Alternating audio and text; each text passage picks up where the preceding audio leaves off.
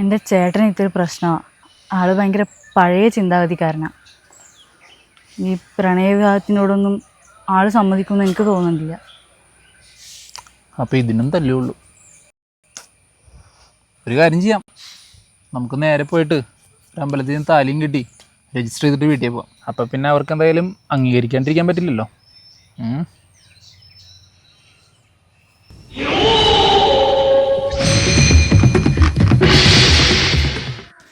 വെയിലും മഴയും കുറുക്കൻ്റെ കല്യാണമാണോ? എന്നെ ഉദ്ദേശിച്ചല്ലേട്ടാ.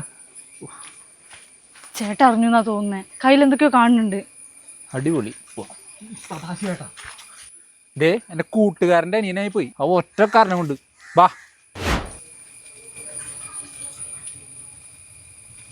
എടാ, നീ എടാ മൂട്ട് പോ.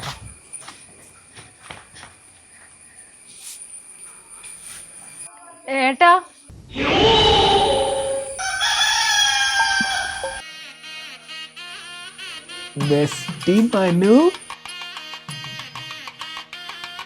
ഇതല്ല നീ പറഞ്ഞ പ്രേമില്ലാത്ത ചേട്ടാ?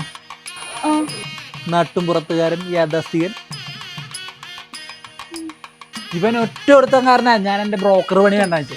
എടാ, ഈ ഒരു കല്യാണത്തിന് കമ്മീഷൻ വാങ്ങാണ്ട് നടത്തണം എന്ന് പറഞ്ഞപ്പോൾ എനിക്കൊരു ചെറിയ വിഷമം ഉണ്ടായിരുന്നു. അതെനിക്ക് ഇപ്പം മാറി.